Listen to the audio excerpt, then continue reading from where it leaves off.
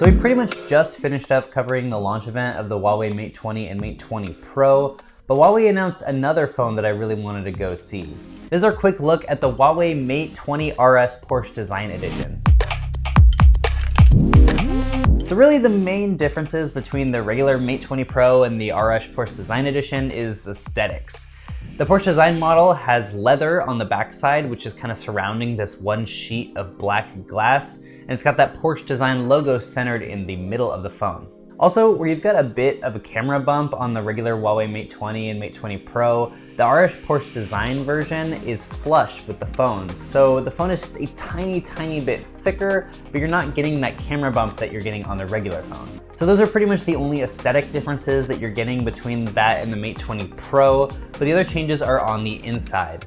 The Mate 20 RS Porsche Design Edition comes with 8 GB of RAM and either 256 or 512 GB of storage, but it's a lot more expensive.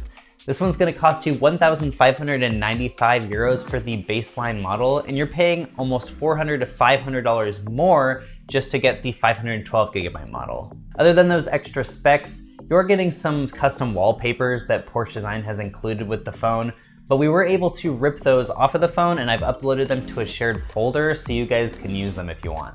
And besides those few things, there's not a lot different here. Because it is using leather, it's definitely not a fingerprint magnet like the regular Mate 20 and Mate 20 Pro are, so that's a plus. But you'd only probably really buy this if you were a huge Porsche fan or you just wanted to spend your money on something really expensive. Anyways, that's pretty much been it. I do have a hands-on with the Huawei Mate 20 and Mate 20 Pro if you want to go see that.